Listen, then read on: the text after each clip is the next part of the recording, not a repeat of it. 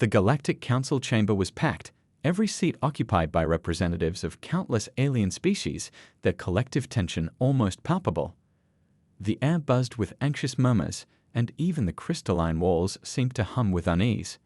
At the center of the amphitheater, Commissioner Van Dreck stood, his tentacles twitching nervously as he adjusted his ceremonial collar for what felt like the 100th time. This wasn't just any meeting, it was an emergency session, called to address a crisis so baffling and unprecedented that it had shaken the entire galactic community. Order! Order in the chamber! Drax's voice boomed through the amplification unit strapped around his neck, but even with the enhancement, it wavered slightly. The crowd slowly quieted, though a few uneasy sounds persisted, squelches, clicks, and the faint hum of bioluminescent pulses from delegates who couldn't quite contain their nerves. "We are here," Drax began, "to discuss what may be the most alarming and perplexing safety issue in the history of interstellar travel. Ladies, gentlemen, and non-binary life forms of the Galactic Collective, I present to you." He gestured dramatically toward the massive holographic display behind him. Human Spacecraft Incident Report. Classification level? Terrifying. The silence that followed was deafening, broken only by the soft plop of a gelatinous delegate fainting and sliding off their seat. The words hung in the air like a storm cloud, and more than a few representatives shifted uncomfortably, their eyes darting to the glowing screen. "Commissioner," came a sharp yet melodic voice from the front row. It was Senior Inspector 08, a crystalline being whose form sparkled faintly in the chamber's light. She raised a shimmering hand-like appendage. "With all due respect, aren't we overreacting? Humans have only been part of the galactic community for 3 standard years. Surely they haven't had time to cause that much concern." Van Drax's tentacles stiffened, his expression darkening. 3 years, he said, his voice low and steady. "Is 3 years too many?" He motioned toward the display, and the hologram flickered to life, revealing a grainy video feed labeled *HS Fearless, timestamp 2 weeks ago *. The assembly leaned in, curiosity momentarily overtaking their trepidation. The footage showed a human crew inside the ship's engineering bay, casually gathered around a malfunctioning gravity generator. Sparks flew from the machine, and its whirring sounded anything but stable. Instead of rushing to shut it down, however, the crew was cheering. One human, a woman later identified as Engineer Sandra Martinez, was riding the generator as if it were a mechanical bull, gripping its sparking frame with one hand while the other waved triumphantly in the air. Her colleagues hooted and hollered, placing bets on how long she could stay on. The silence in the chamber broke with gasps, squeaks, and the occasional sound of appendages slapping against foreheads. "That's just the beginning," Drax said grimly. "Allow me to present Exhibit B." The hologram shifted to another clip, this one aboard the HSS Daredevil *. The timestamp indicated it had occurred mere days after the first incident. The footage showed a group of human engineers inside a corridor where artificial gravity had failed. Instead of initiating emergency protocols, they had fashioned makeshift boards and were attempting what they called zero tricks. The sound of a human song, something about California girls, blared through the ship's emergency broadcast system as they floated through the air, flipping and twisting with reckless abandon. I need a moment," Admiral Ktor, a veteran of countless space battles, whispered before excusing himself. He shuffled out of the chamber, muttering something about the sacred void and human insanity. "These are isolated incidents, surely," Junior Officer Blip-Blop piped up from the back, their bioluminescent spots pulsing in a pattern of tentative hope. "This cannot be the standard behavior of human crews, right?" Van Drex laughed, but it wasn't a happy sound. "Oh, how I wish that were true." He gestured to his assistant, who began distributing data tablets to the assembly. "What you're holding now is a compilation of human spacecraft safety violations from the past month alone. Please note that these are only the incidents they bothered to report." As the delegates scrolled through the reports, the room erupted into chaos. Gasps, shrieks, and one particularly melodic fainting sound filled the air. A representative from the Harmonious Collective stood frozen, their normally glowing form dimming as they read. They used a malfunctioning teleporter pad as a ** dance floor **. One delegate stammered, their voice trembling. Yes, Drax replied, his tentacles sagging. They called it awesome strobe lighting. A security chief from the Arachnid Confederation nervously skidded forward. But what of their safety officers? Surely they must enforce some form of order. Drax hesitated, then pulled up another video. This one showed a human safety officer wearing a makeshift cape fashioned from warning signs, using a fire extinguisher as a jet propulsion device to launch themselves across a depressurized cargo bay. This, Drax said flatly, was during a routine safety inspection. The chamber descended into chaos once more. Enough? Drax finally roared, silencing the room. We cannot ignore the truth. Human ships are chaos incarnate. And yet, he hesitated, his voice cracking slightly. And yet, despite their complete disregard for protocol, they consistently rank among the highest in survival rates and mission success. A murmur swept through the crowd. How could such recklessness yield such results? Junior Officer Blip Blop tentatively raised an appendage. Commissioner, they said softly, what if humans are holding back? What if this is them trying to be *normal* by our standards? The room went eerily silent as the weight of that possibility sank in. Drax's tentacles froze mid-twitch, and for a long moment he simply stared at Blip Blop. Document that concern, he said at last, his voice a whisper. But for now, let's focus on the current crisis. I've scheduled a meeting with the human ambassador tomorrow. He straightened his ceremonial collar one last time. Stars help us all. And somewhere, aboard a human vessel drifting peacefully through the void, the crew was undoubtedly turning another safety violation into a new and thrilling form of entertainment. As the chamber slowly emptied, the whispers of worry and disbelief lingered like an unseen fog. The alien delegates shuffled back to their respective quarters, some shaking their heads, others exchanging nervous glances.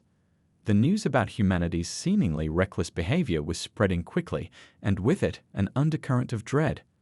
The galaxy wasn't just curious about humans anymore, it was afraid. In a quiet corridor outside the council chamber, Junior Officer Blip Blop lingered, their bioluminescent spots pulsing faintly in shades of uncertainty. They clutched their data tablet tightly, rereading the reports, hoping to find some overlooked detail that might explain the humans' baffling contradictions. Their survival rates were undeniably impressive, and yet their methods were, well, nothing short of reckless. Could it really be, as they'd suggested earlier, that humans were suppressing their true nature to fit into galactic norms? And if so, what did that mean for the galaxy at large?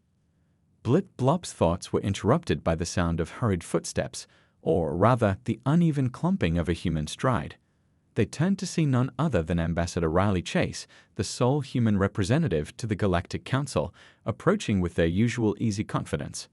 Riley's tousled hair and wrinkled uniform made them look more like a wayward adventurer than a diplomat, but their sharp eyes betrayed a mind always working several steps ahead. Blip, Riley called out with a grin that was somehow both charming and disarming. You're still here. Thought you'd be off polishing your tentacles or whatever it is you do to relax. Blip Blop resisted the urge to glow bright red in embarrassment. I don't have tentacles, they replied, their voice high-pitched and tinged with exasperation. And for your information, I'm reviewing the Council's latest findings on human activities. Riley's grin widened. Ah, the good old human chaos theory. What's the verdict? Are we banned from space yet? Blip Blop hesitated, unsure whether Riley's casual tone was genuine or just a front. Not yet, they admitted. But the Council is deeply concerned. Frankly, so am I. The reports are troubling. Riley leaned against the wall, crossing their arms. Troubling? That's a bit dramatic, don't you think? We've had a few hiccups, sure, but it's not like we're blowing up planets or anything. Blip Blop frowned, their glow dimming slightly. No, but your crew seem to treat life and death situations like a game. Do you realize how dangerous that is? Other species follow strict protocols for a reason. We don't understand how you can operate this way and still succeed. For the first time, Riley's smile faded, replaced by an expression that was harder to read. They glanced around to make sure no one else was listening, then leaned in closer. You're not wrong, they said quietly. We're not like the rest of you. and I'm guessing you've started to figure out why. Blip Blop's spots flickered nervously. Are you admitting there's more to this than meets the eye? Riley straightened up, their posture suddenly tense. Look, I can't get into details here, but let's just say humans are adaptable. We've had to be to survive on Earth. Our planet's been trying to kill us since day one. Hurricanes, earthquakes, volcanoes, predators, you name it, we've faced it. So yeah, we've learned to laugh in the face of danger, sometimes literally. Blip Blop stared at Riley, trying to process their words. You mean this behavior is a coping mechanism? More like a survival strategy, Riley corrected, and it works, but I get why it freaks everyone else out. You're all used to rules and order, and we're out here making it up as we go.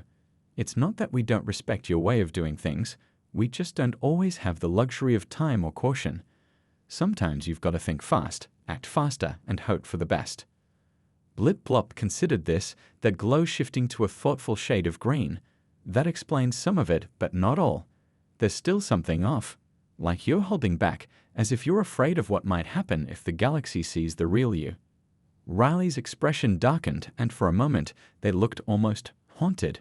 Maybe we are, they said softly. But some things are better left unsaid. Before Blip Blop could press further, Riley straightened and flashed their usual grin.